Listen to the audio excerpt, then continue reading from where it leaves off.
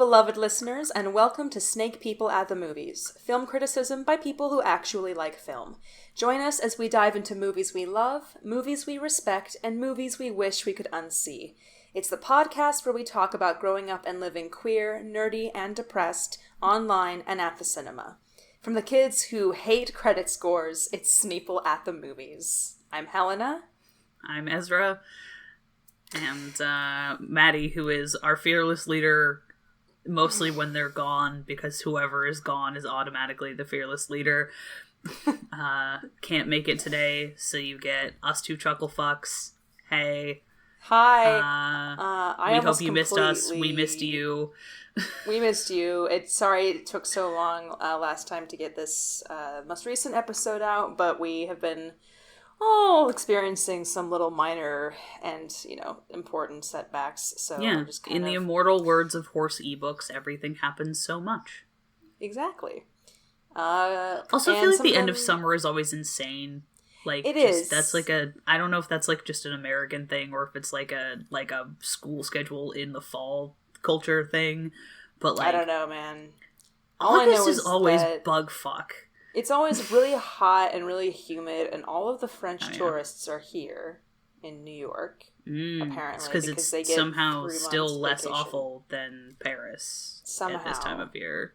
I'm jealous of their many, many months of vacation that they get, like paid vacation. Yeah. I had to work on Labor Day, which was fun and interesting. Sorry, buddy. This is the first time in the entire time I have had a job that I didn't have to work on Labor Day.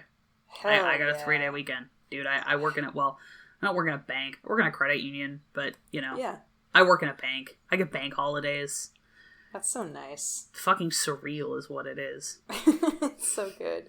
After several years of, grocery stores and it being we have to figure out, well, there have to be themed cakes for Labor Day. Okay, well, what do you want on them? Labor Day. And I'm like, are you gonna let me put hammers and sickles on them? No? Yeah. Then what the fuck do you want from me? Build a factory. just do it. Just build, put a decoration of people protesting on the cake. But they won't let you do that for some reason.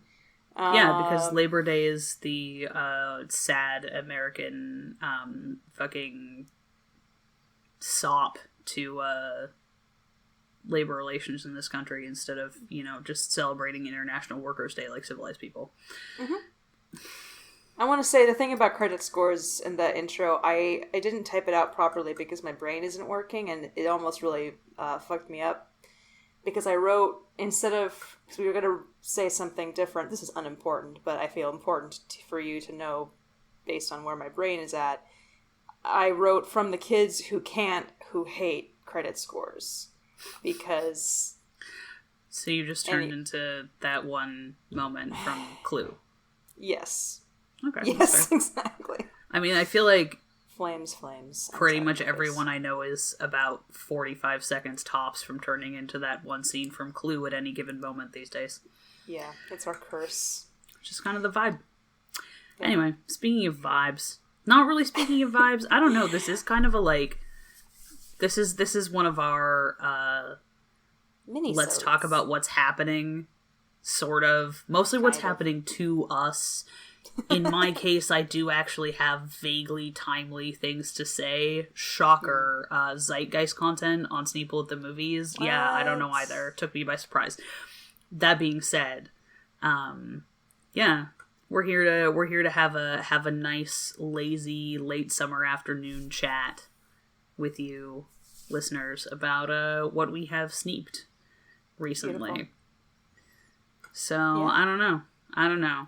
We can start. I mean, mine is really short because other than the stuff that I actually want to talk about, I literally don't know what I've been doing with my life for the past however, I've been playing a lot of Stardew Valley, I guess. My roommate got me into Stardew Valley. I think that's what I've been doing. I fell down the Silmarillion hole, in preparation for the Rings of Power, which is what I'm going to talk about later. But, I fell down the Silmarillion fanfiction hole for a lot of Silmarillion fanfiction. I've passed beyond ability to be, ashamed of that. Yeah, no. And into the clarity of, yeah, that's right. Silmarillion fanfiction. I'm just gonna say that phrase a whole bunch of times. Get that associated with my IP. Put it in your bio. Put that shit in my bio, frankly. Anyway, my, like, most recent things are, I saw the Triplets of Belleville, which, God bless my father, was like, I wonder why, have you heard of the Triplets of Belleville? And I was like, yes, mentally. Why the fuck have you heard of the Triplets of Belleville?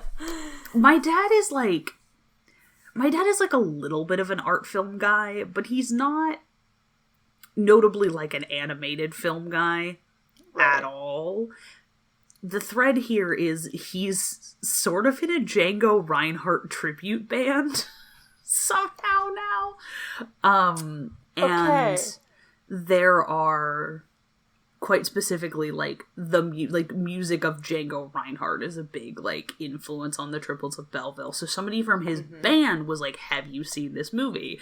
And he's like, "No, better ask my weirdo offspring if they've seen this movie," which I haven't, but I knew what it was. So yeah, I watched that with my parents. Oh my god. Fabulous. Fuck, I love that film.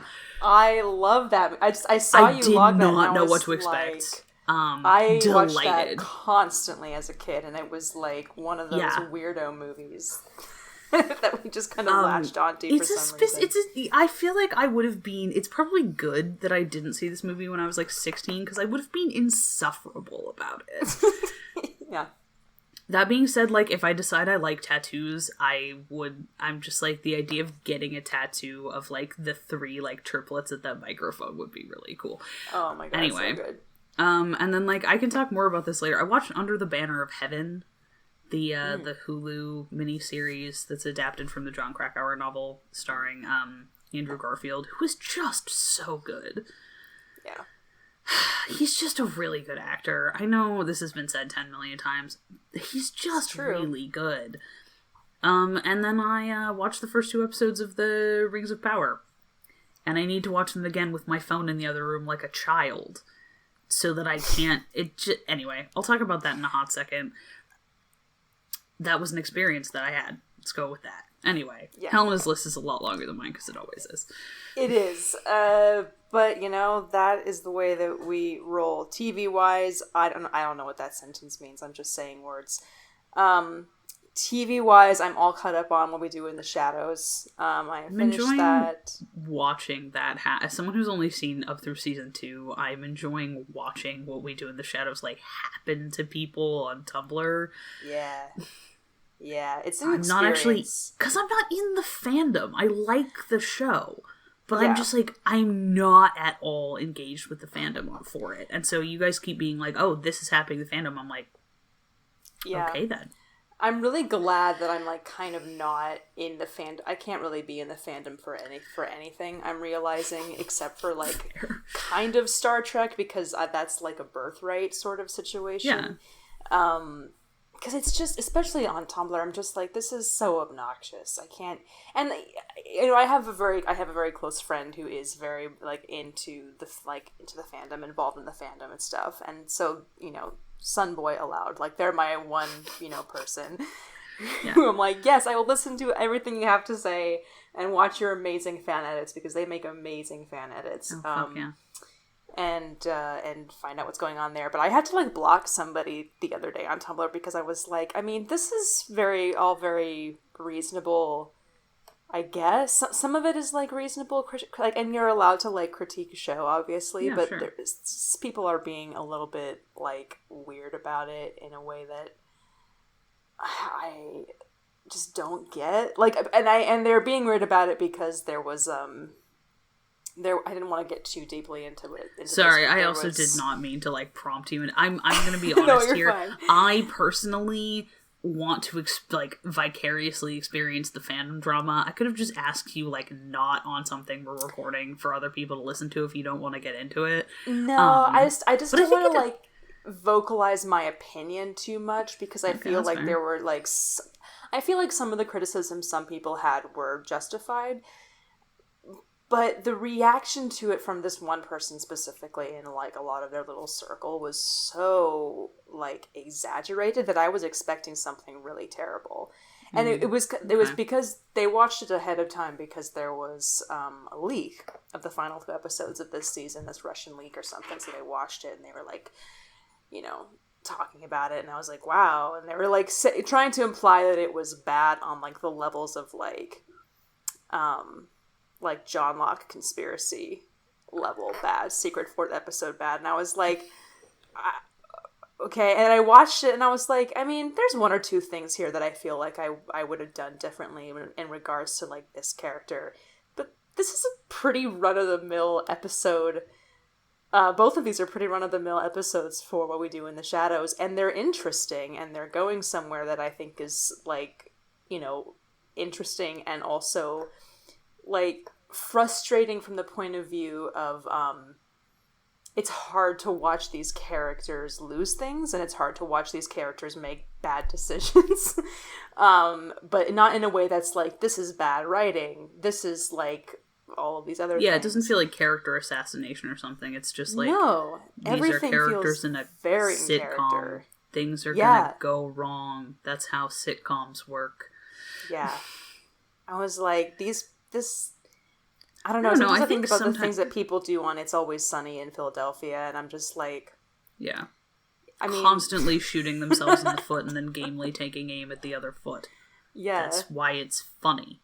Yeah. I don't know, I think sometimes people, like, don't understand that genres have conventions. I know that sounds, like, patronizing, but I genuinely feel sometimes like people have, like, the version of the show that exists in their head, which is good and fine. Believe me, there are plenty of things that I watch where there is a version of the thing that I watch in my head that has a passing resemblance at best to whatever is happening on the screen. Right. Merlin. And that's great. That's fine, and I'm doing it for me. But I'm also not, like, I don't have any, like, delusions that that's gonna become real, because that's not, I, like, know that's not the show that I'm watching. Yeah. And I feel like especially, like, sitcoms have a style, and like they also have like the main thing that happens is like things go wrong in a humorous way. That's what sitcoms do. Yeah. If you don't want that, that's why you write fanfiction. Yeah. Just go write fanfiction. And I, like, What We Do in the Shadows is, like, famously for me, not a show... And I'm not, like, a huge fanfic reader. Like, I read sporadically and go in binges sometimes. I read a shitload of fanfic, and I have no desire to read fanfic for What We Do in the Shadows. No, I've tried, and I'm like, this doesn't interest me. And it's, like, it's nothing because it's bad. It's just, well, the stuff that I did read was kind of bad. But, like, I just, like, don't have any interest in it partly because I'm fine with what the show is doing, and that's enough to keep me invested in the show.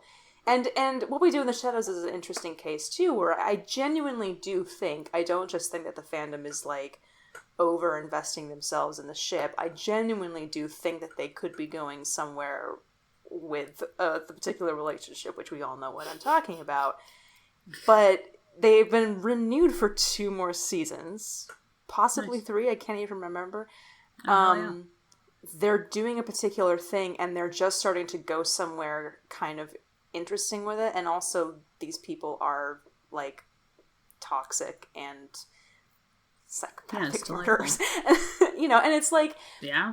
I think that some people may have latched onto the show, and this is obviously kind of an overgeneralization. I can't speak for everyone, but it seems like... it's our podcast. We can be as judgy as we want. Okay.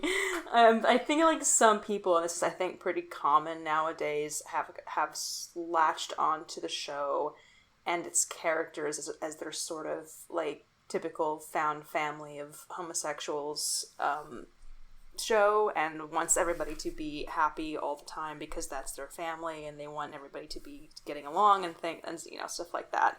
So when there are setbacks for the characters, and when relationships fracture, or when those relationships face setbacks or resets, there's, like, this sense of, like, they hate us. Everything, I feel betrayed. I feel like they're, like, taking something away from me. Yeah.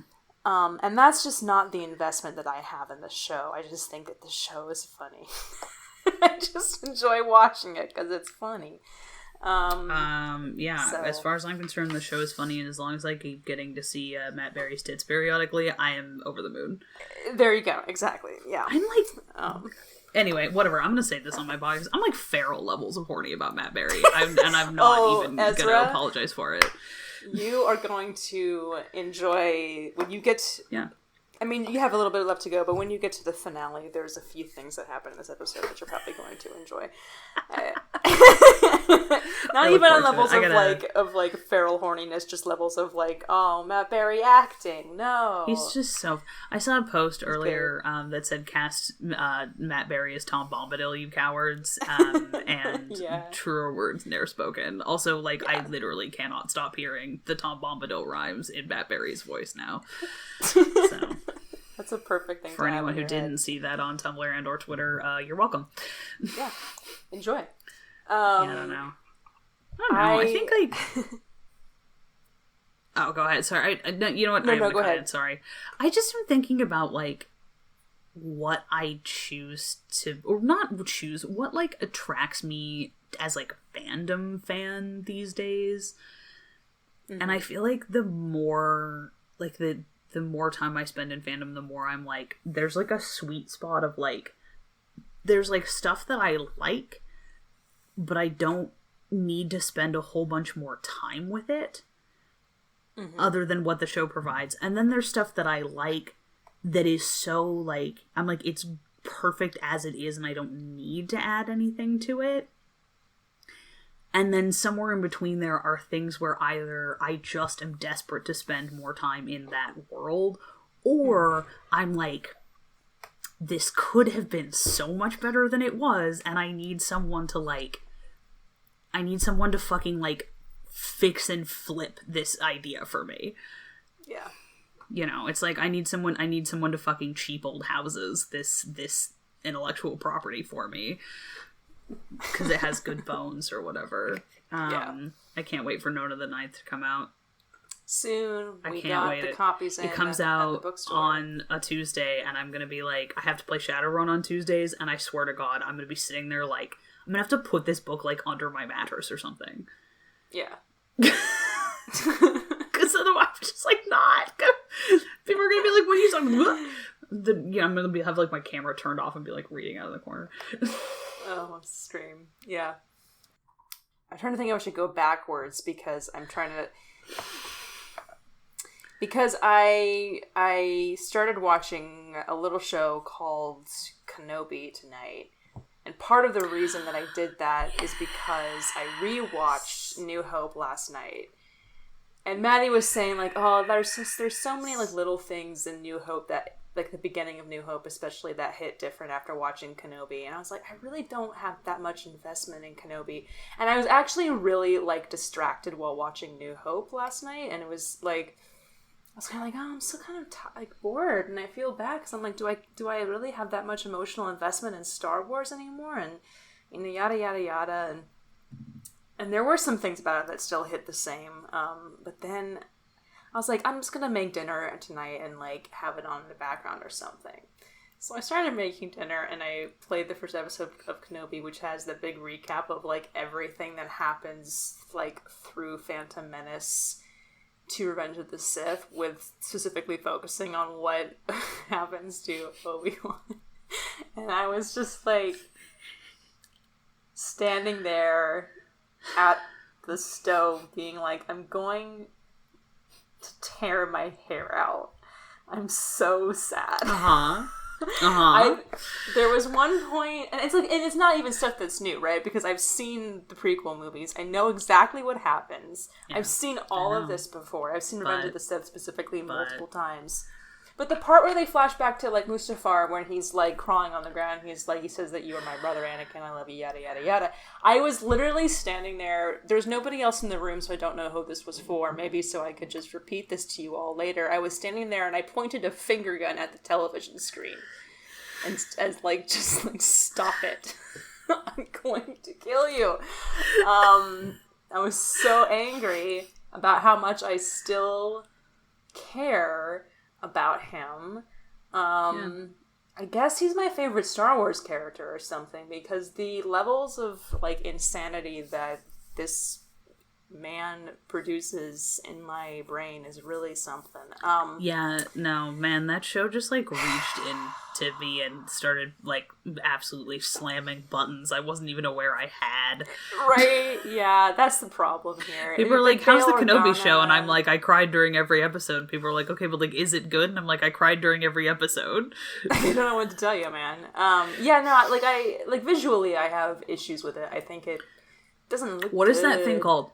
What is that thing Volume? called? What is the 360 ring of fucker? I hate it. Volume, I think is called. The special effects thing. I'm gonna yeah. make actionable threats. It looks like ass. And, like, it doesn't look... Now, to be clear, I don't think that Kenobi looks as bad as, say, the things I've seen from the fucking She-Hulk show yet, which looks so god-awful. I can't even imagine how people managed to watch it. Godspeed to you. I don't understand you must who be designed so this thing. Horny for I am going to sneak into their house and lick all of their spoons and put them back on. It's bad, yo. It's distractingly bad. I was really upset because, obviously, I say obviously, like, everybody should know this, and they should. Benny Safdie has a cameo in the first episode of Kenobi, and I have a little crush on Benny Safdie.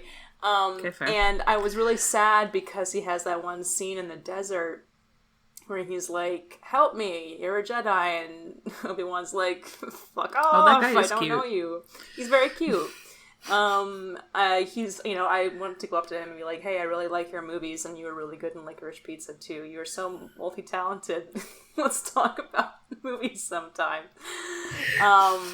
What's it like to work with Adam Sandler?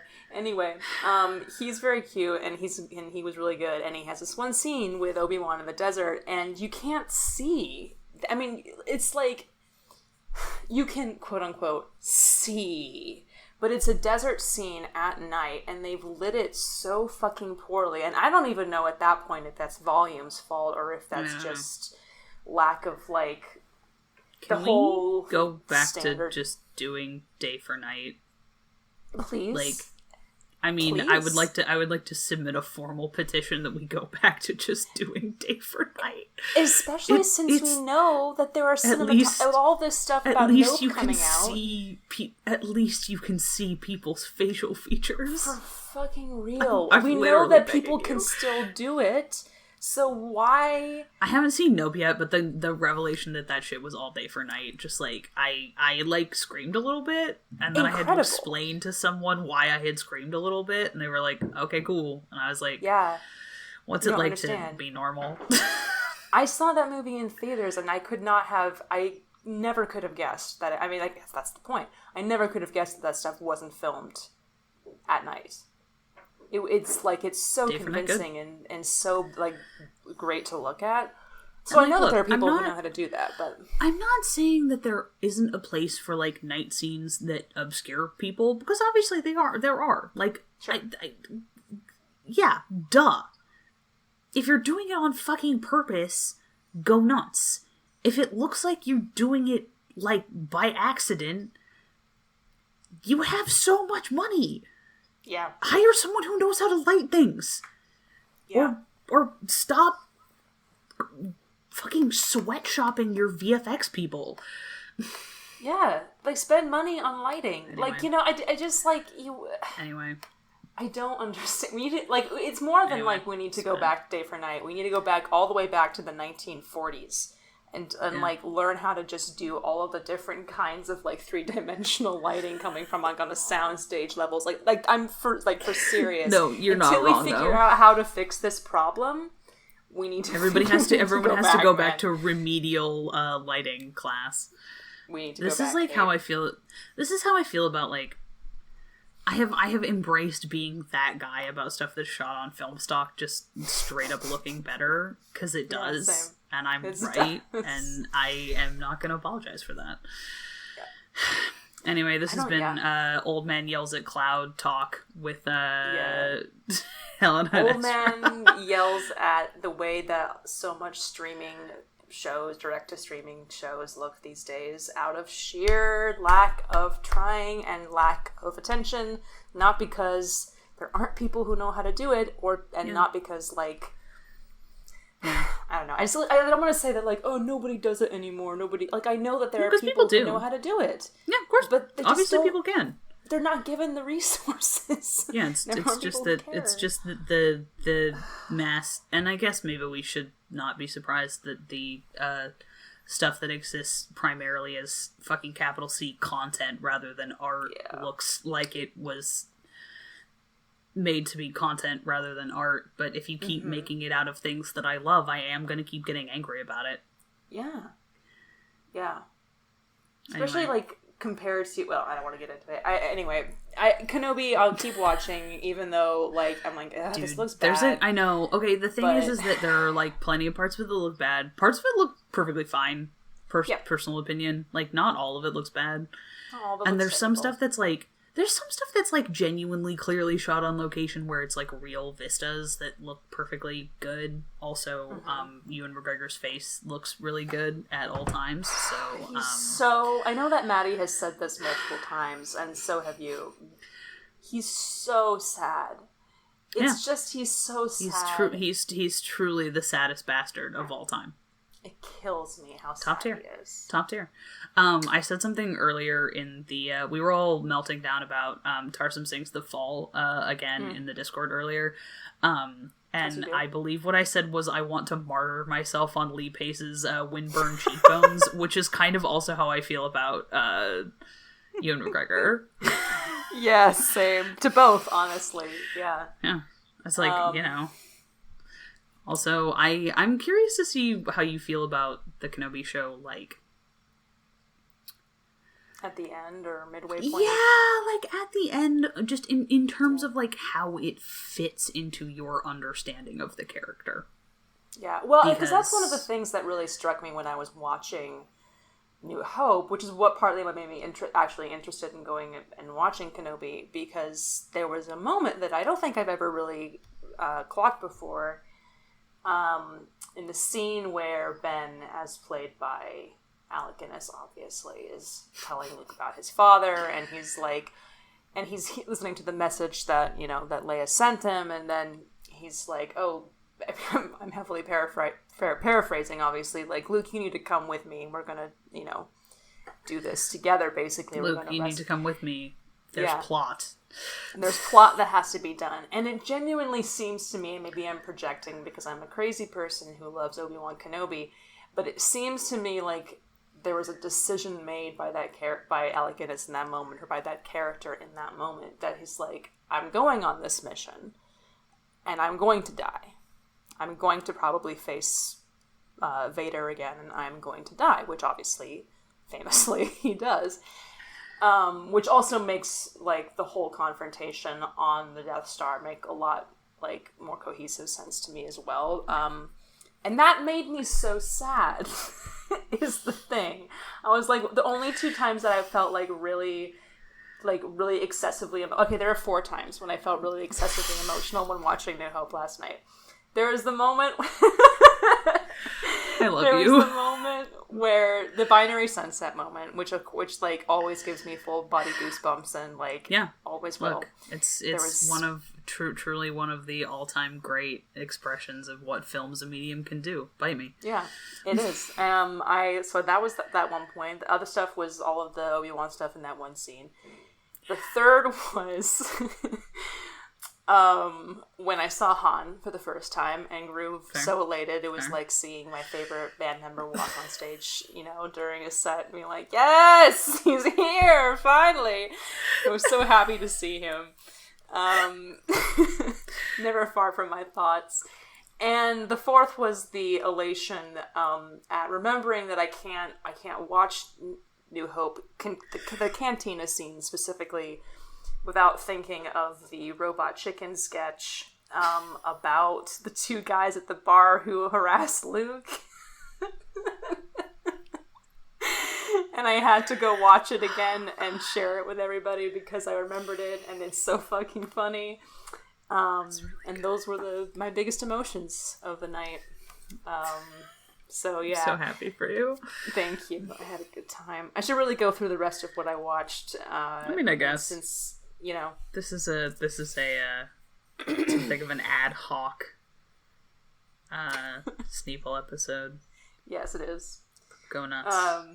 But I will describe them in backwards order since we kind of were doing that anyway. I watched Bell, Book, and Candle for the first time, which is the movie in which Kim Novak is a witch and she's in love with Jimmy Stewart. So relatable. Very funny, because it came out the same year as Vertigo, which was very fun. So they're both like the romantic couple. That's surreal. Right? She's so beautiful in this movie. I love her. I'm in love with her. Very queer movie. Jack Lemmon is there playing her brother, and he's like obviously gay. It's fine. Jimmy Stewart is not at his most lovable, but like he's certainly there. By accident I've watched I watched 2 Jimmy Stewart movies in a row. Yeah, accident definitely. I'm sure. Yeah, 100%. There's an excellent cat, by the way, in Bell, Book, and Candle. So anybody who loves excellent cats in film should watch it. Is that the movie where there's those photos that circulate on Tumblr periodically that's like black cat auditions for some film? I don't think it's Bell, Book, and Candle, but like that's what always comes to mind anytime I see a black cat on screen is that photo of all of these young women in like 60s-ish skirts and things with their black cats on leashes just like lined up down the sidewalk, and it's like, oh yeah, that's what heaven looks like. Yeah, that's the mood. I don't think it is because the cat in Bell, Book, and Candle is a Siamese cat. Oh, okay. I've never actually seen it. But there's like the shot where she's like bewitching Jimmy Stewart and she has the cat right up underneath her face, so it's just her eyes and the cat with those incredible like fake eyebrows that she had during this time period. Rad as hell. Very good cat film. And so before that I watched Destry Rides Again, which is a Western that Criterion Channel was like, you should watch this, and I was like, okay. So I did. It was fine. Jimmy Stewart was in it. Marlena Dietrich I'm very curious about your comment that your experience of this movie is going to be heavily affected by whether or not you've seen Blazing Saddles. So, well, Marlena Dietrich is in it. Yeah, okay, and fair. her character is kind of like this, I don't really know what the right word, she's a performer. She's like a burlesque type performer at this bar, this saloon. And so she sings a couple of songs in the movie, and I was like, okay, I don't know if this is like the primary source of inspiration, but this is definitely 100% one of the movies that they were thinking of when they wrote and Madeline Kahn performed her part in Blazing Saddles. Like, if you watch not just like the kind of role and the look of her, but also the sound of her voice and the way that she talks, it's like, oh, she's beautiful. Just doing Marlena Dietrich. Like, it was really exquisite. Like she's really fun, a really fun performer to watch. And it was the little tiny romance, kind of aborted romance between her and Jimmy Stewart's character was kind of cute. But it was so hard for me to watch those scenes without being like, oh my god, so much makes sense to me right now. Very funny, and I can't wait to watch it again now. It's a pretty good movie. I think must be seen. Destry Rides Again, I think, has some like other films, like, because it's the way the Criterion Channel describes it, and I think that they're generally correct, is that it's both a send-up of the Western films that came before it and also considered to be pretty typical of its genre. So there are some movies, like another Destry Rides Again, that it is referencing that like I haven't seen, that I think I like lose some context for, but it was still all in all pretty enjoyable. I've seen a few Westerns from that period, but like there's just like a whole like language that in that genre that was so like everybody, especially also from like the TV shows and stuff like that.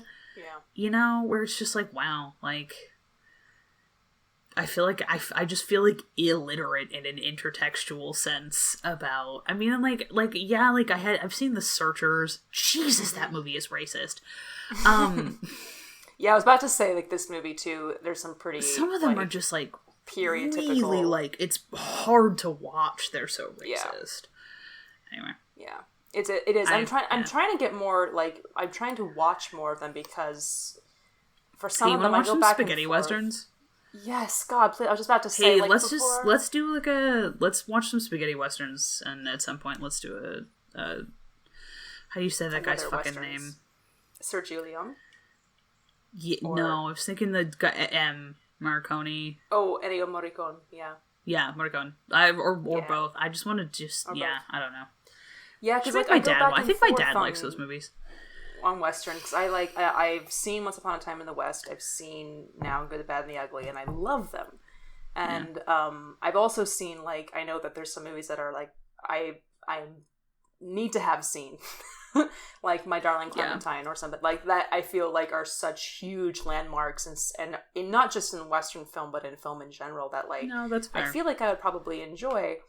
But I'm trying to get, like, more experience in the genre, as you know, so I can speak more eloquently about it, basically, because I feel like it's such it's a very troubled genre, obviously, but it's a very I feel it's a really interesting one too. And as a good lead up, Walker is technically considered to be a Western. Oh my god, I want to watch this movie. Is that on the Criterion Channel? It is on the Criterion Channel. It is Criterion Channel login.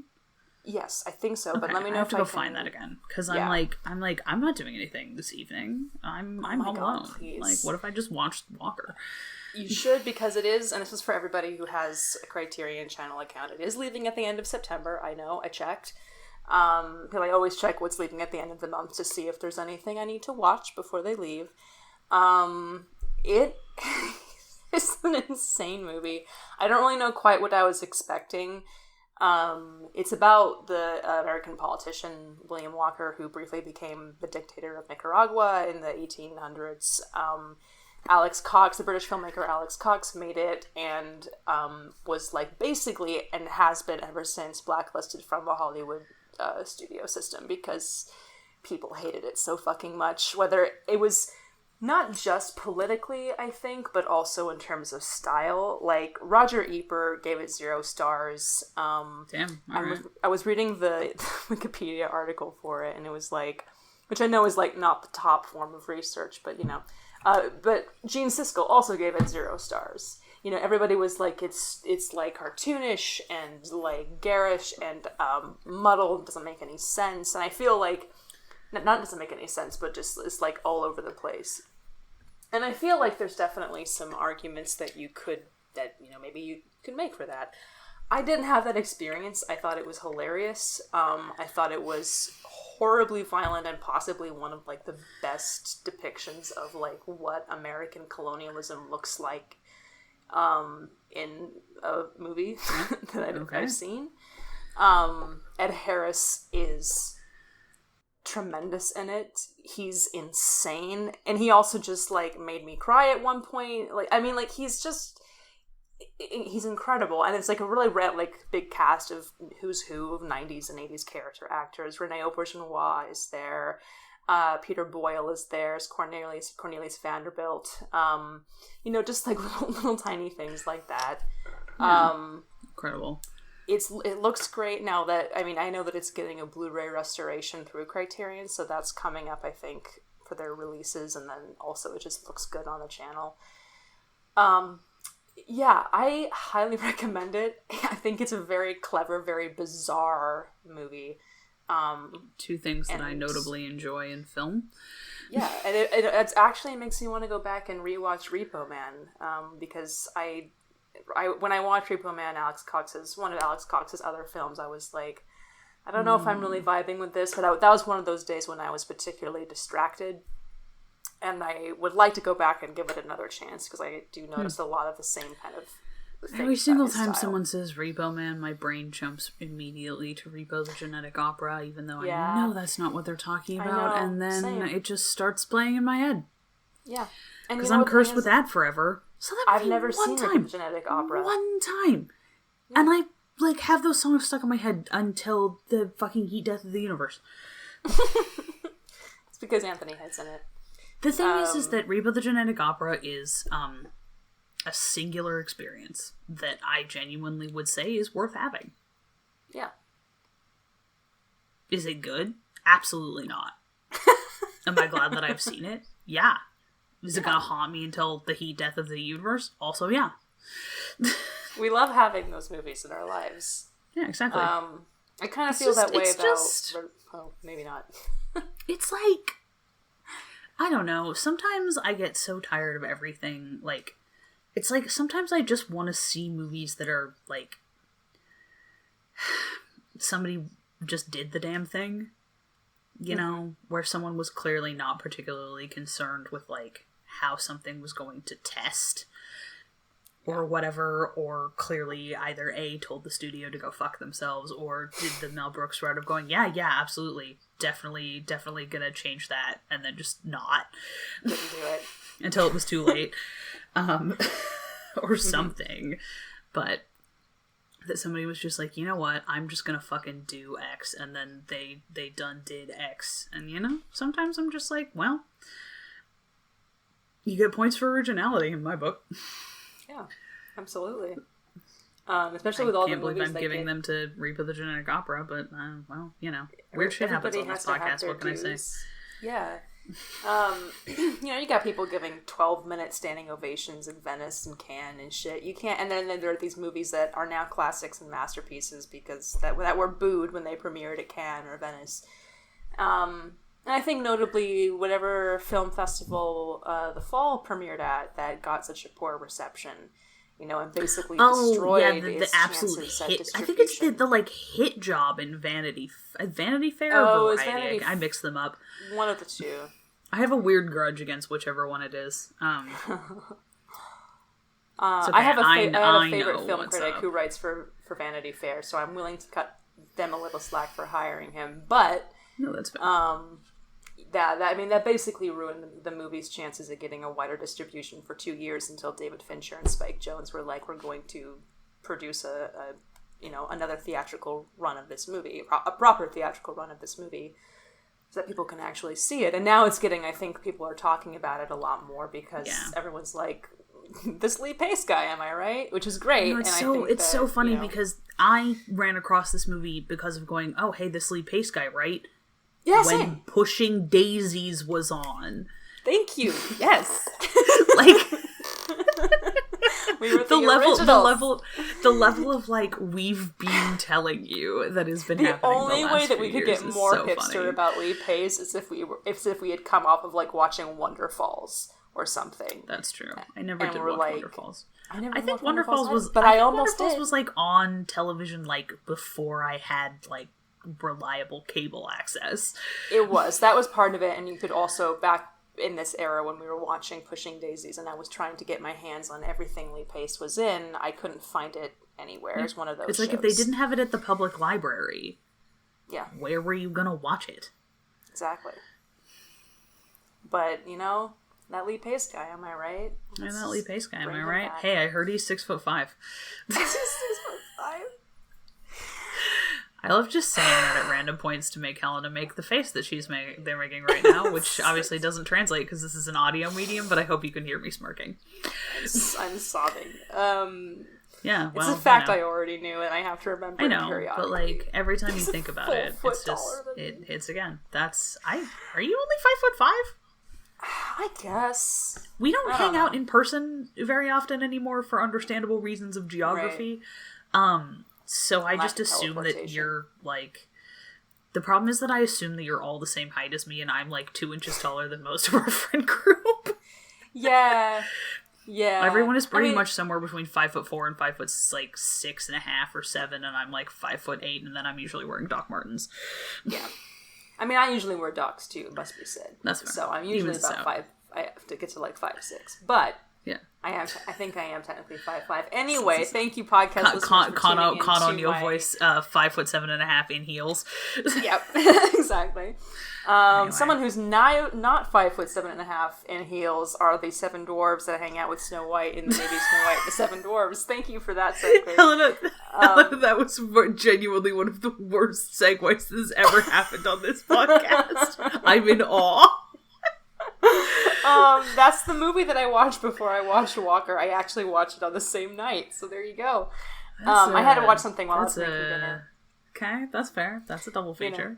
It's short, Don't submit that one for unusual double features, please. No, it's not a good one. I haven't seen it in years. I mean, it's not a good double feature. It is, I think, a pretty good movie. I haven't seen it since I was a kid. It's beautiful. I mean, it's beautiful to look at. The animation is really quite good and terrifying. I'm realizing now, thinking back to like my response to it as a kid. A lot of the stuff, the forest scenes especially, and all of the stuff with the queen, obviously, were very spooky. But that was a fun thing for me to revisit. The prince is absolutely jack shit personality. He's an imposter, and I hate that we have to have this conversation every time when people are like, let's compare all of the princes from like the pre-1960s Disney princess Does he even movies. have a name? No! His name is Prince Charming. Oh, okay.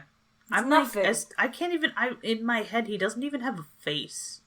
He like has like that bland. Actually, no, what I think is, I think I just retroactively, I think he just also looks like the prince from Cinderella in my head.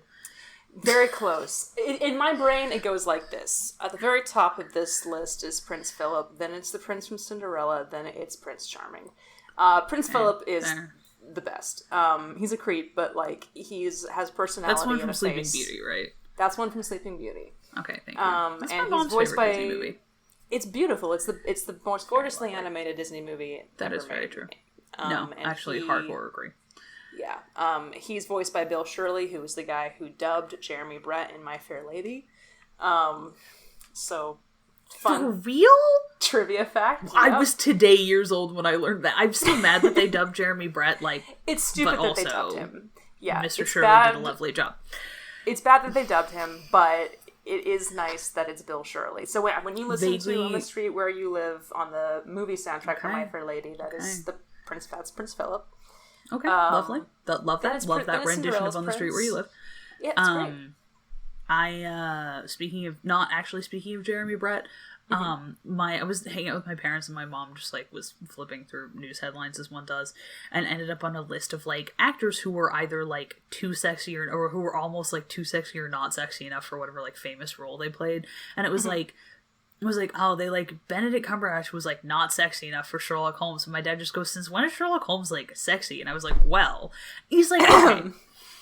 No, when is Sherlock Holmes like classically handsome? Like I never thought that like Basil Rathbone was, and I like must have like made a face, and then I had to be like, okay. So the thing about me is that I like weird looking people. Yeah. So I don't know whether Basil Rathbone is like classically handsome or not, but he has a nice nose, and therefore I think he's attractive. Anyway, yeah. I just was like, I'm like over in my parents' kitchen, like making tea and just like completely outing myself as like being like, what are you talking about? Also, listen, like classically handsome and sexy are two entirely different things. Oh, 100%. I happen to think that Benedict Cumberbatch is neither. Also true. Which, sorry to like destroy this man on our podcast repeatedly, but like that's just how I feel. Jeremy Brett, he can take it. He has a lot of money. Yes, he has also a lot true. of money. Yes, I would wholeheartedly agree that Jeremy Brett was both classically handsome and sexy. Yes, thank you. Yeah, so it's Prince Philip, then it's Cinderella's prince, who is like slightly more tolerable, and he has like darker hair or whatever, and then Prince Charming, who almost looks exactly the same. But he has no personality. We see him for maybe a collective total of like 20 seconds, if that, in the movie. So we have no idea who this man is. And she's also like 14, and so you're like, I don't know about this. Anyway, fun movie though. Speaking of Snow White and the Seven Dwarves or musicals, I watched Brigadoon, which is another insane movie that I knew nothing about going into. I don't really kind know of anything beautiful. about Brigadoon. I kind of want to watch it because every single time my brain thinks of Brigadoon, my wires get crossed and I think you're talking about Finian's Rainbow. It's not Finian's Rainbow. I know, because I know I know songs from Finian's Rainbow. I don't know any of the songs from Brigadoon, so my brain starts doing How Are Things in Glockamora, which is not from Brigadoon, it's from Finian's Rainbow. Yeah. Honestly, I do love that song. I don't, I've only listened to it once, because I have not, before watching the movie, I had no experience with Brigadoon. There was only one song in the movie where I was like, oh, this is a kind of a banger. Oh, this is a bop. But it's not also a song that I think I could listen to, just by itself in isolation. Because I've tried it. I was like, I think the enjoyment that I get out of it is it's a really fun number to watch in the context of the movie and in context of Gene Kelly dancing to it. The important thing to understand about Brigadoon, the movie, is that it's largely an adaptation which takes advantage of the fact that its romantic leads are played by Gene Kelly and Sid Charisse. So there's a lot of focus more on dancing. Yeah. Who gives a shit? I don't give a shit about the plot. Yeah, exactly. I just want to see Gene Kelly and Sid Charisse dance. Then you will have a great time. Yeah, alright, fuck it. It's Technicolor. It's really, there's really some good, directing, cinematography in it, some fun dance numbers. It's about a Scottish town that appears once every 100 years, and they live for a day, and then they disappear, and they appear again 100 years later. And Gene Kelly is vacationing in Scotland with his jackass friend, and he falls in love with Sid Charisse in a day. And his friend's can we leave, please? And Gene Kelly's like, but I don't want to leave Brigadoon because I've fallen in love with Sid Charisse. And his friend is like, you're insane. The only woman I've ever met who can dance as well as I can. We're soulmates. Exactly. That's the main attraction. There's I swear to God, maybe a 10-minute musical number where they're just dancing in the Scottish heathers, and it's just them dancing, and you're just like, oh my God, you're so beautiful. Why don't people dance in movies anymore? Because Gene Kelly died in 1996. Yeah, because Gene Kelly died, and also nobody knows how to film and nobody knows how to film dances anymore. I want to watch West Side Story again, except I don't want to cry that much. I'm just not in the mood to sob my eyes out this evening. Just watch Brigadoon. Because I guess I could just watch Brigadoon. Yeah. It's moderately enjoyable. I think it's a good time. The movie I watched before the Helena seal of approval. It's moderately enjoyable. It's moderately enjoyable. Red Riding Hood is a movie that I watched with Leia. Yeah. So just checking in. This is not the movie that I thought it was, which is Red Riding, Year of Our Lord, whatever. The investigative journalism movies that are set in Yorkshire. Cool. I really, really thought that was what you were talking about for a good 20 minutes. And then I was like, God, I wish. Do you know I've seen the first part of those because Andrew Garfield is in them, obviously. Yeah. Yes, also true. I haven't. It's been on my watch list for 10 million years. It's very dark and very disturbing. That's why they're still on my watch list. Yeah, I've only seen part of it, but it's good.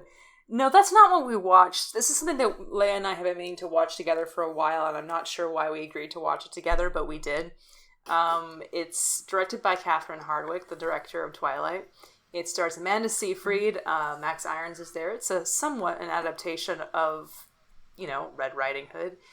It bears very little resemblance to the actual tale, naturally. It is the most batshit movie I have seen. It is not a good film.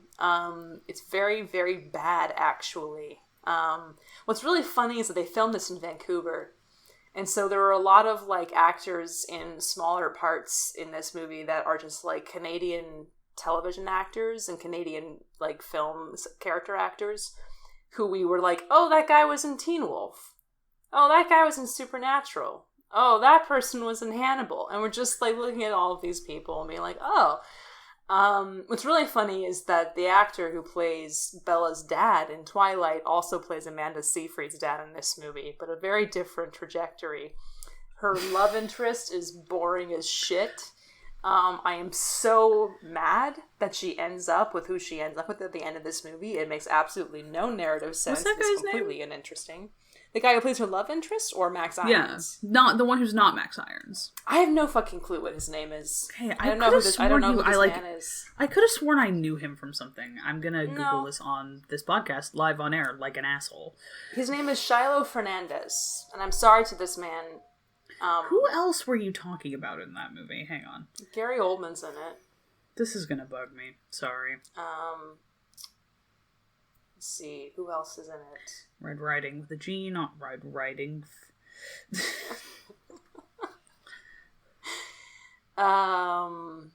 Let's see. Anyway, this is not important. This is really not important.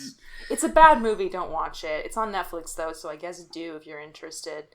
I always forget that Max Irons looks like that. I know, right? And she doesn't end up with him. That's what's insane to me about this movie. Because he was, like, relatively well-known at that time, and I feel like... Yeah, I don't know what I was thinking about. Anyway, not important. Yeah, it's bad film. I'm just thinking about that fucking movie. I watched The Thief and the Cobbler, the Recobbled cut on YouTube, because that is where it is. Yeah, that's where you can watch it. Because The Thief and the Cobbler was was this movie directed by Richard Williams, the animator Richard Williams, that he worked on for a very long time, about 30 years, I think, and eventually was taken away from him at the end and distributed and cut into two entirely different movies by two different production companies, and both of the versions of that film sucked. They added a voiceover narration by Matthew Broderick, which if you watch the Recobbled cut without the narration over the scenes that he narrates, it is so jarring to watch. Because I think like the full movies with the narration are on YouTube also, and if you try and watch it, it's like unbearable. It doesn't make any sense. Because there's whole extended sequences in this movie. Okay, I should say, the Recobbled cut is something that a fan made with the footage that they had, the finished footage, plus test animatics and storyboard from the intended rest of the film that Richard Williams wanted to make. And that it's cobbled together with the voiceover narration removed into something that's like approaching the closest thing to what the original vision for the film was. Animation is incredible to look at when it's finished. And there's actually something I think also really charming about the storyboard and the unfinished animation inserted into it. And the main characters, the titular characters of the Thief and the Cobbler are pretty much nonverbal parts for most of the movie, the entirety of the movie. And so they almost come across as kind of silent film caricatures, very similar to like a Charlie Chaplin type caricature and like a Harold Lloyd, Buster Keaton caricature respectively. And so then their like action sequences and their, I don't know what you call it, shenanigans are very enjoyable to watch, especially if you've seen silent movies and you're like, this is pretty fun. But in those sequences in the movies that they released with all these production companies, the voiceover narration was added in instead, like describing like where they're going now. And meanwhile, this was happening, and I was like, I watched maybe about 10 seconds of it, and I was like, I cannot do this. I cannot. And I'm somebody who likes Matthew Broderick a moderate amount. I could not listen to it. I was like, I can't watch this. This is so bad. So I had to turn that off. But the Recobbled cut is very interesting, especially if you're like really fascinated by the history of fan edits and restorations in general. So I would recommend watching it if you can. It's on YouTube. Before that, I watched Before Sunset and Before Sunrise, because I got the box set from my parents in the care package, and I put in Before Sunrise, and I was just going to watch Before Sunrise, and my roommate was like, oh, are you watching Before Sunrise? And I was like, yeah, I have the box set with all 3 movies, and she was like, I didn't know that there was a trilogy, and I was like, oh my god.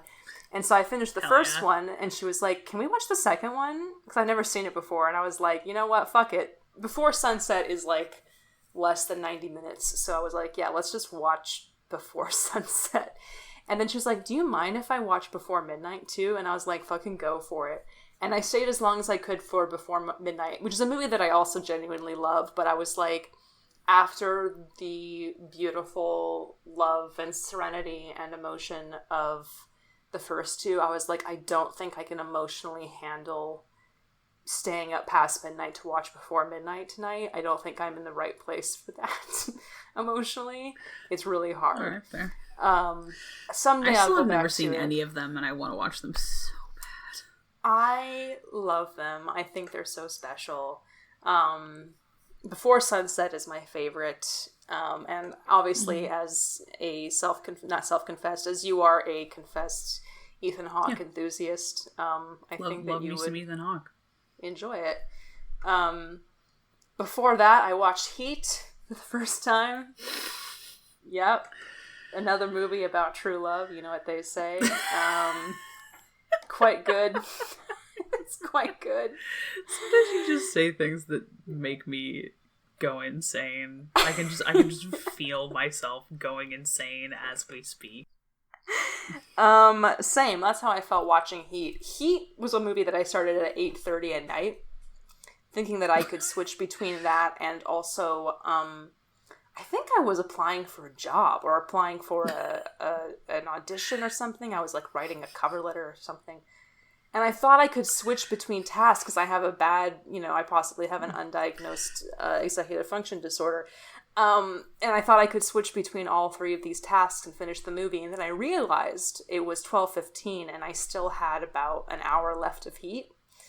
I misjudged badly. But the thing is that Heat is such a good movie that I was fully awake and I had no intention of like pausing Heat and then finishing the rest tomorrow. I was like, well, I've got to fucking finish this movie. And I did. So hell yeah. Still wild. Absolutely bananas. Al Pacino sure is hot in that movie, unfortunately. It's pretty bad. Actually, what I should do this evening is finish Serpico. Oh my god. That's what I should do. He's pretty hot in that one too, huh? He's very hot in Serpico. It's a problem. It's a weird fucking movie. Like, in a good way. Yeah, definitely. No, it is. Good, but also like, ugh. Yeah, that's, I don't know. I don't know how much I'm in the mood for this evening. Yeah. Speaking of Serpico, the other movie that I watched before Heat was Hot Fuzz. Oh my god. Kind of a double feature. Not really. I never get tired of Hot Fuzz, honestly. I don't either. I feel like watching it, though, at this time I was kind of like, not that this has to be like an issue of pitting two queens against each other, but I've always been like, oh, Hot Fuzz is my favorite, like, Cornetto trilogy movie. Uh-huh. And I was like, maybe, and I was watching it, and I was like, maybe it actually is Shaun of the Dead. Probably by sole virtue of the fact that I just have seen Shaun of the Dead more, and it's become like one of my annual Halloween watches. Okay. So its beats, I'm more familiar and more comfortable and settled in with its beats and all of its comedic stuff. I think that's why Hot Fuzz is my favorite, is because I've seen it so many times at this point that it's just like, exactly. It's there are very few movies. I don't really do like movies in the background. Mm-hmm. For a number of reasons. And I feel like that's one of those ones where I'm like, yeah, I can kind of just like be vibing and doing other stuff and watching Hot Fuzz and like still enjoy the ever-loving fuck out of it. My other one is the fucking first Robert Downey Jr. Jude Law Sherlock Holmes movie. Oh yeah, absolutely. Yeah, which is truly like background noise in a background noise parenthetical affectionate. Anyway, good shit. Almost done too, and then I really want to hear your thoughts on Ring of Power or Rings of Power. Rings of Power, obviously. Obviously plural of power. I watched Orson Welles' Macbeth, and that was good. Creepy, very creepy to look at. He kind of they cut the Malcolm scene again, which was like, what's going on? But like, I feel, he really did a good job of combining all of like the first several scenes, the first couple acts into kind of one huge continuously moving set piece, and that was kind of cool. Really felt like it flowed. That's fair. All of the witches stuff was really creepy. in the name of God, rebuke anyone who wants to cut the Malcolm scene because they don't understand Macbeth. Why do it? And Roddy McDowall, like a baby Roddy McDowall, was playing Malcolm in this. And I was really excited to be like, oh, I can't wait to see Roddy McDowall doing I this intellectually scene. Understand that there are other versions of Macbeth besides the filmed Trevor Nunn one with... But also... are there, though? Are there, though? That's what I told the people. So there's a cafe by where I work where I go in all the time, and I'm a regular, and I have my, quote-unquote usual, right when I go in. And they're always like, what have you been doing lately? Like, what have you been watching lately? And I was like, oh yeah, the day after I watched this, like, I watched Horses and Wells Macbeth and this, and that. But I was like, but truly the only real one that matters, the best one that I've seen, is the filmed Trevor Nunn version with Ian McKellen and Judi Dench and Roger Rees. Like, sorry. I wish that, things were different, but it's not. It's just the best. It's perfect. And the last thing that I watched before then, since we started recording, or since we last recorded, was I accidentally rewatched most of Hereditary because I came home and my roommates were watching it, and I was like, "This is fine." I did that with The Lighthouse that one time, which was, I would imagine, comparatively surreal. Pretty much, although I think The Lighthouse is a better movie than Hereditary, just personally. Fair. Have never watched Hereditary, and I'm absolutely never going to watch Hereditary. Not my steez. No, it's... Sorry, fam. Yeah, absolutely it's not. I just don't think it's worth it. I mean, it's an enjoyable enough movie, but it's... Is it, though, Helena? I say that, and I'm being very generous. I can't answer that question for you, dog. I'm trying to, be more generous towards movies, and I feel like I have been of late, but, I don't know, it just kind of bores me a little bit, and it's just the type of scares that I'm just not really into. Anyway, Rings of Power. So, Rings of Power. The thing is, I think, is that my experience of watching Rings of Power is, fundamentally alien to someone who's not, it's not just fundamentally alien to someone who's not a Silm fucker, because, there's plenty of people on my dash who are, way bigger lore keepers than I am. Way more encyclopedic knowledge of the Legendarium. People who wouldn't have had to Google any of the things that I had to Google, being like, hang on, is this a reference to, X, Y, or Z thing that happened in the Silmarillion? That being said, I'm also, emotionally extremely invested in the Silmarillion, and, the characters of the Silmarillion in a way that, I am not sure how common that actually is amongst people who are, big Tolkien nerds. I'm like, okay, yeah, but, does this specific thing make you, just straight up cry? I don't know. So, my thing with the Rings of Power is that I'm having a good time. Okay. I think that most of the criticisms of it are pretty fair. I think that the writing is indeed pretty thin. Mm-hmm. I really like most of the performances. Again, I rebuke in the name of God the short hair on the male elves. What is wrong with you? They gave one of the Gil-galad has long hair. You could have just had everybody have long hair. Mm-hmm. They all look like fucking idiots. Anyway. And I think somebody pointed out to me that the thing about the Rings of Power is that on a fundamental level it feels like content rather than art. Which I don't disagree with, actually. In fairness, I think that people who are saying that are right. I think that people who are saying, well, it looks expensive, and that's the primary thing that they're taking away from it, I think that's a fair criticism. I think a lot of these criticisms are fair. The people who are just being racist, obviously their criticisms are not fair, and I hope they have the people who are saying bad things that them. Morfydd Clark, who's playing Galadriel, is ugly, those people funny. I actually am going to chew through the load-bearing walls of their house in the middle of the night. What is wrong with people? Silliness. It's silly. Also, the people who are oh, she's a YA protagonist are also wrong and cursed. Yeah. That's a take that I've seen. I think the thing that is happening here, and the thing that I need to, like, admit is happening here, and that I am still having fun despite this being the thing that is happening here, is that my brain, I as a viewer, am doing all of the heavy lifting for this show. This show is doing none of its own heavy lifting from an emotional investment standpoint, or really from, like, a storytelling point of view. It is not. It is doing nothing. I am doing everything. I don't mind. That is okay with me. I am willing to do that heavy lifting for a number of reasons, most of which are I just love this shit. I'm sorry. Yeah. I was tweeting about this earlier, specifically, like, just my brain is just in overdrive coming up with Watsonian explanation for Doyle's issues in this show.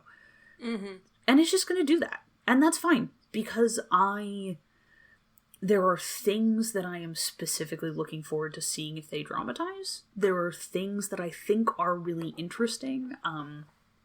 Spoilers for the Rings of Power, I guess. Also, spoilers for the Silmarillion. Like, who gives a shit? Go nuts. If you don't want to get spoiled for the Silmarillion, like, I don't know what to do with you. It's been out. Stop listening. Just stop listening now. Yeah.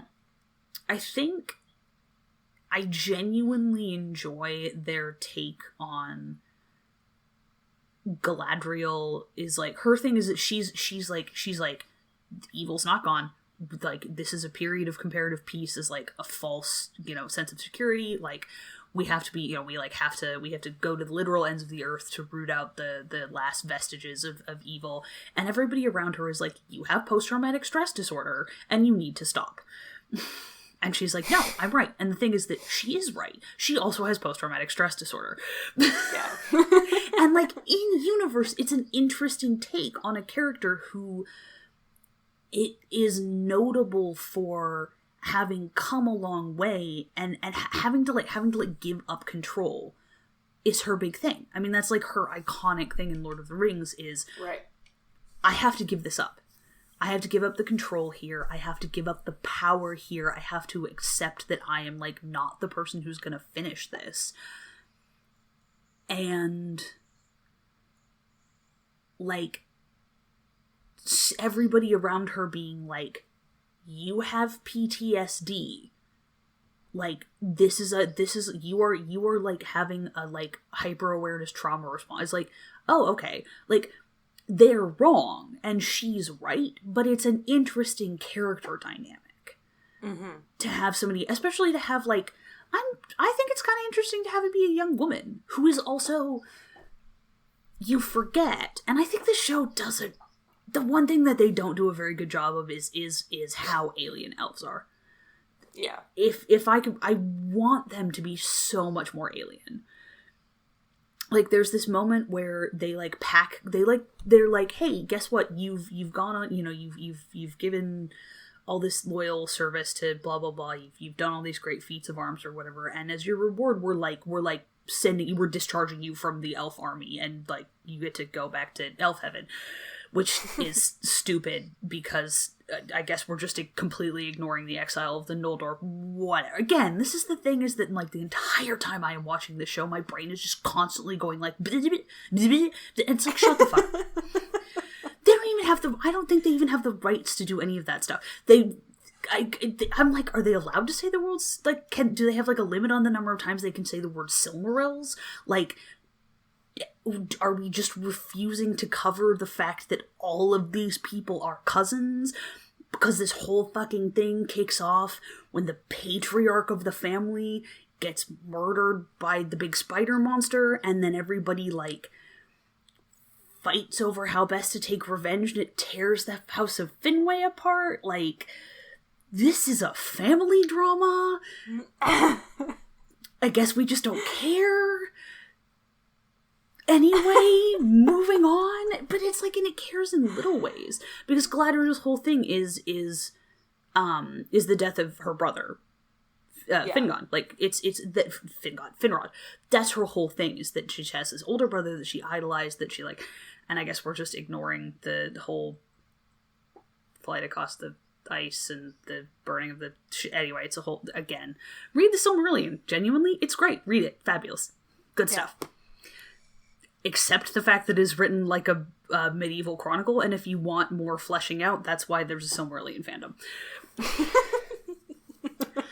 So, my point is that there are little things here. My other point is that this show looks really expensive except for when it looks really cheap. And the thing that makes it look really cheap, for me, is the fact that it is freakishly underpopulated.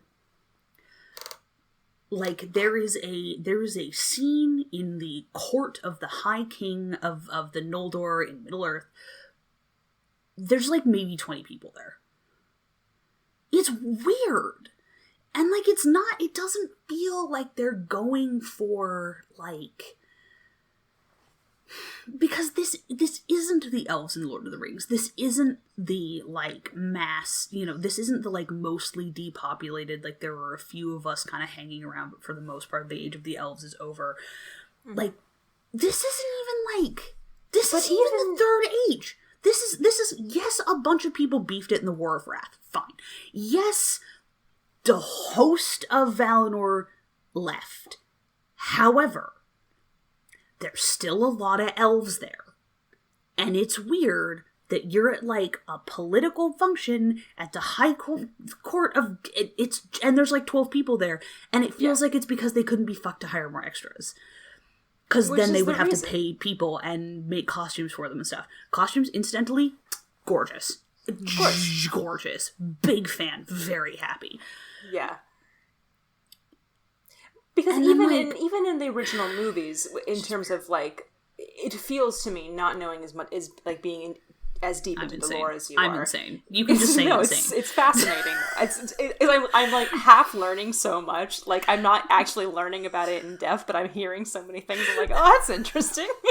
I never heard of this before. At some point, if you want to get me drunk and I will explain the basics of the Silmarillion to you, if you think that would be funny. I think it would be funny and informative. We could just do a podcast that's me drunkenly explaining the like. Do you want to do a special episode that's me drunkenly explaining the Silmarillion to everybody? We can have the, like, sidebar. Please. We can all have our each of us can have our little, like, drunk explaining. Yeah, Matty can explain Resident Evil to me. Yes, because I don't understand Resident Evil. Hi, Matty. I love you. Hi, Matty. But even in the movies in the original trilogy, it still feels like, even though we don't see as many, and, like, there are only a few elves that are, like, named characters, there's still, like, we have the scene, which I guess is mostly in the extended. Who are not talking, just going about their little elf lives.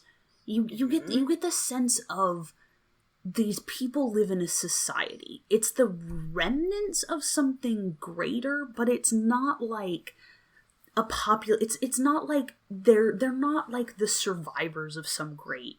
I mean, they sort of are, but you know what I mean. Yeah.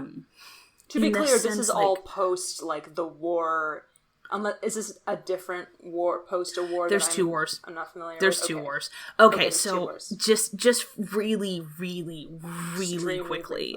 Yeah. There's the war against Morgoth, which is the War of Wrath, and that is the one that's against, like, whole ass Satan.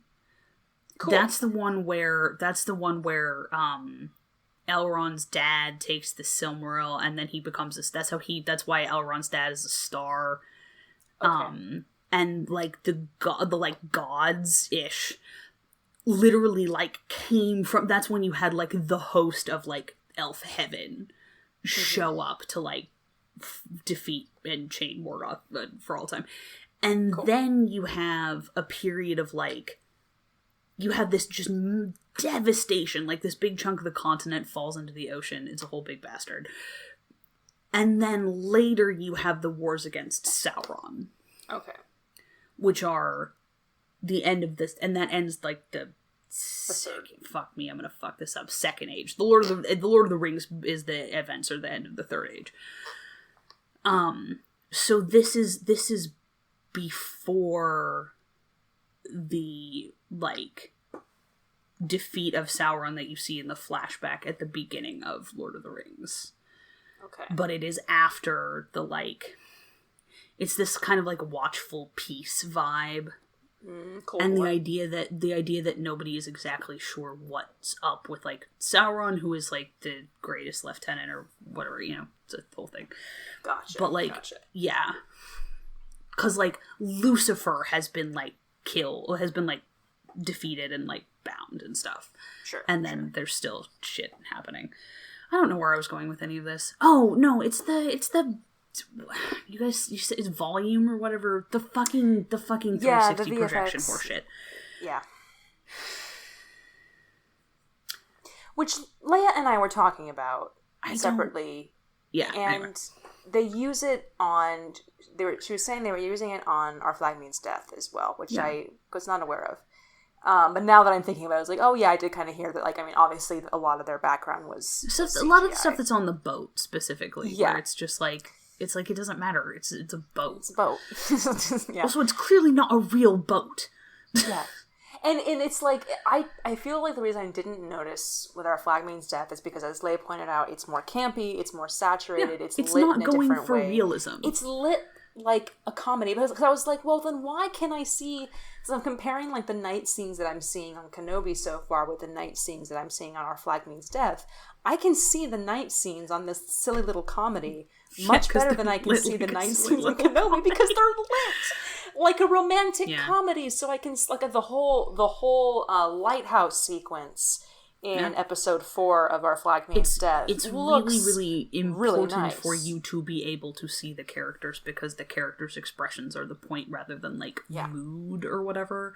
Right. But like, that I feel like that should be the point of Kenobi as well. I mean, like, I feel like... because this show easily could have been give Ewan McGregor a GoPro and a fucking cloak and tell him to go cry in the desert about fucking Obi-Wan Kenobi. It could have, and I would have watched it.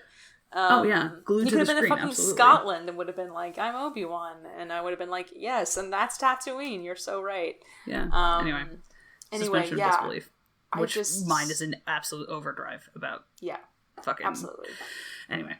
But so in the way that it translates onto Rings of Power is just this sort of that flatness, you think, or that sort of like lack of it's so strange because some of it you can tell is like fine, and then other times like there's this whole and obviously this is as of time of recording only the first 2 episodes of this show are out, but like there's a whole big sequence on a series of, like, shipwrecked, like, rafts in the water. Because apparently they decided that to dramatize the straight road to Valinor as just what happens when people ascend in Stargate. I'm so cheesed off about it. This is, like, my one... If I am picking... I am picking one beef that is not the hair on the male elves, because that's my free square. I am going to take every possible opportunity to be angry about this, and I'm sorry to literally everyone who has to interact with me for the next indefinite quantity of time. There are so many cool things you could have done. Because the point is that also, like, I cannot tell whether this is supposed to be taking place after the fall of Numenor or not. I'm confused.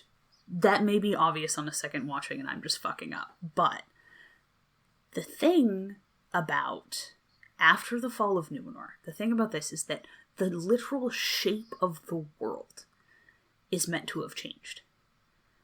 It goes from literally flat earth vibes to a curve. And the thing about if you are allowed to sail to the uttermost west is that you are sailing flat on a curved surface. You are sailing the straight road. Can you imagine how cool it would have been to see physics just bend to the will of this beautiful elven ship? Mm-hmm. Instead, we had to have people get, like, just don't... They looks like the Deadlights in It 1990! It's so such a fucking cop-out! It's infuriating! That sucks, man. And now I'm Anyway. just thinking of all the cool, fun shit that they did in Pirates of the Caribbean at World's End when they made the ship go upside down. Come on. You could have done so much cool stuff. In fairness, I also think the Deadlights and It 2019 are also a cop-out, but that's because I haven't seen the book differently. I haven't seen It 2019, so I will just take your Don't word bother. for that. I'm not going to. It's not cosmic enough. Anyway. That being said, so the thing is then obviously like Galadriel like declines to get raptured, and like jumps off the boat or whatever, Sure. and then is like swimming and gets picked up by like a shipwreck and stuff, and it's just like perma fog, and I'm like, okay, this is another scene for swimming and it's still foggy. Okay, now they're on a raft and it's still foggy. Okay, now they're on a different raft and it's still what is going on here? And the answer is, it's to avoid having a horizon. And as soon as I thought, and I can't unsee it. I just can't. It's like I can't. Now that I've noticed it, it looks cheap. Why would same with like it's like, oh, like Elrond and Celebrimbor are like, oh yeah, we're just gonna go knock on the doors of Khazad-dûm, which is just apparently in a valley somewhere, and the doors are like the height of my front door, and there's no drama whatsoever, and then there's like 10 dwarves come out, and you're like, these are like two of the great geopolitical powers on this whole ass continent, and you have two dudes, no horses, no packs, no retinues. I'm like, first of all, how far did you just walk? Like, no sense of how far apart things are. These things are not, I'm like, are these things fully just like, this is like, are you like walking across your apartment complex to go like bug your friend who has faster Wi-Fi than you do? Like, yeah. And then it's like, oh great. Like now there's like 10 dudes came out. Okay, cool. And then it's like, all right, this crowd scene has like 15 people. It has such big like high school theater crowd scene vibes. It makes it feel like a video game in like a bad way. I don't know. Yeah. All this makes it sound like I'm not having fun, which like legitimately I am having fun. Yeah, but I think parts of it are critique really interesting. I think that I'm disappointed in how they have disposed of this absolutely unconscionable quantity of money. Yeah, that's my big That's the other thing is like, I have like, no idea. I have no clue what's going to happen because, I mean, it's sort of fun to have absolutely no fucking idea what's going to happen in this show because all of my, like, touchstones are out the fucking window. I have no clue what's going to happen in any of this, other than the fact that they're probably gonna, apparently season 2 may include, Celebrimbor getting, like, tortured to death, and then it's gonna be great. I'm gonna cry so fucking hard, dude. He's one of the few actors that I think that I know from something else. He's great. Yeah, he's so bitchy. I love him. Yeah, he had a little tiny part on Downton Abbey, but he was in a couple of Globe productions. I think he did Richard II. Is he the guy from? Is he the guy from fucking Richard? Yes. Yeah. Holy shit! It's that guy. Yeah. His like one of the Richard only II two was actors really I know. good. Yeah. He's great. His Richard II was Yeah. Ooh, okay, I have to watch this again now with that in mind because there are vibes and it's good. Yeah, and the only thing that I've seen Morfydd Clark in is Saint Joan, and I wasn't like a huge Saint Joan fan, but I think that she's so good, quite good. She does every time something happens and you go, oh, you're really old, like already you have seen so much. And also, again, my brain is just filling in all of the shit, because you're like, if you're just watching the show, you're like, wow, yeah, your older brother died, and that's really sad, and I'm like, you don't understand! You don't understand! You don't understand!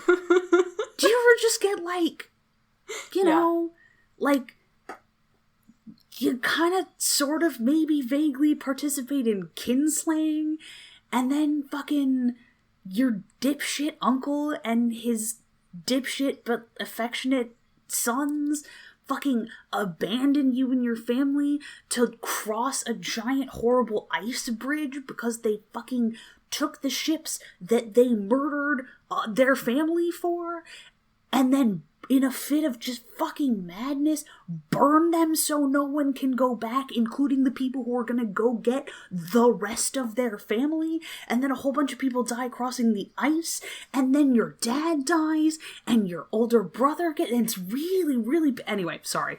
Yeah.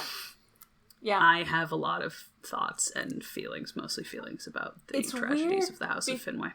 This is all gonna... Wow, I'm putting this out on the internet for other people to listen to. Jesus. No, it's great. I think we said we were going to do a mini-sode, and it's not that, but no, this is not a mini-sode. It's going to be shorter than a full episode, perhaps. Mini in quotation marks. I feel like, despite the lack of like deep lore in Sherlock Holmes, I feel like this is what it's like for me watching any kind of Sherlock Holmes thing versus like my parents watching watching it, and like watching a Sherlock Holmes adaptation in a room with my parents where I am sitting there just like the whole time. And for listeners, I'm making a face right now that's just like me glued to my screen, like thinking thoughts the way that Ezra's thinking thoughts during Rings of Power, just unable to shut my fucking brain off. And my parents are just having a normal time, and I'm like, you don't fucking understand. You don't understand. And, like, and never, like, a new adaptation makes, like, a stupid, like, reference to some story or does something ridiculous, and I'm like, it's just like in the Blue Carbuncle when this, and this happened, you know. It's kind of, you know, we all have our little things that we're insane about, despite the lack of the, you know, the deep lore in, say, anything that Tolkien wrote versus the deep lore in, like, Sherlock Holmes, which is comparatively non-existent, specifically because Doyle did not give a flying fuck. No, he didn't. And often contradicted himself. Sir Arthur Conan fucking canon is for fucking betas. Sir Arthur Conan fucking Doyle, who couldn't remember in one of his primary characters, his secondary protagonist, who was injured in a war at the very beginning of the narrative, where he was shot, and couldn't be bothered to remember where he had been shot from story to story. And it's like, it's his leg, dude. It's his leg, brah. I can tell you that. He's like, no, I don't know this. Which leg? What? I forgot. He doesn't care. He does not give a shit, but somehow he still manages to write. Sir Arthur Conan Doyle is like, I'm getting paid so much money, and all I want to do is talk to people about fairies. Dinosaurs is all I give a shit about. Listen to me. Listen, the fairies are real. That. Those Look, fake pictures of the fairies. We all have our fixations. Real. It's fine. Yeah. Don't worry about it. Everyone listen to the Dead Authors podcast episode with Sir Arthur Conan Doyle. It's very funny and illuminating. Anyway, we've talked for a very long time about the things that we've watched, but I think it's important that we got that out and said hi to people and let you know that we're still alive-ish. We're still here. We're still watching moving pictures. And we're still unhinged. So, you know, in case anyone was worried about us. Yeah. And I'm really sorry because... Your concern is appreciated. The listeners, because there's this loud buzzing sound coming from outside my window now for the end of this episode, so that's fun. I can't wait to find out what that is at 11:54 at night. Oh, good lord. So apologies to your audio files and to your earbuds. Hopefully it won't be too distracting. In case it's a Spider-Man villain or something, maybe you should go check that out. I will, but first let me show us... That's not a sentence. Oh, yeah. I was going to say show us the door. No, that's not it, is it? We'll see show ourselves out. There we go. Thank you, words.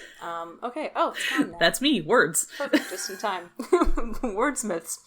Thanks for hanging out with us here on Sneople at the Movies from the Infinity Break Network. Check out infinitybreak.net for more awesome content, and come hit us up on Twitter at people_snake, or shoot us an email at sneopleatthemovies@gmail.com. Our amazing music was done by Johnny Ronaldo, who you can find at Johnny Ronaldo on Twitter. Our super snazzy logo, almost did it again. I almost said snooper snazzy, and I would have jumped out the window. We should just codify it at this point. Just say it and just let it happen now. Straight Our face. super snazzy logo was designed by Bethany Luthold. You can check her out at bethanyluthold.wixsite.com. And if you've got a subject you want to hear us talk about, a movie you think we absolutely need to see, or you want to elaborate on Ezra's thoughts on the Rings of Power, please come say hello. Please come find me on Twitter. I've lost my mind. Find Ezra specifically, as I won't really know what you're talking about. Also, if you can, please leave a review on iTunes and share the show with any friends who you think would enjoy it. Any coworkers who you want to bother and make either hate or love you, depending on how you feel about the show. Any way you can how to spread make the friends news and helps influence us. people, show them our show. Exactly. Any way you can spread the news helps us so much, and we would really appreciate it. And as always, thanks for listening, and we'll see you at the movies.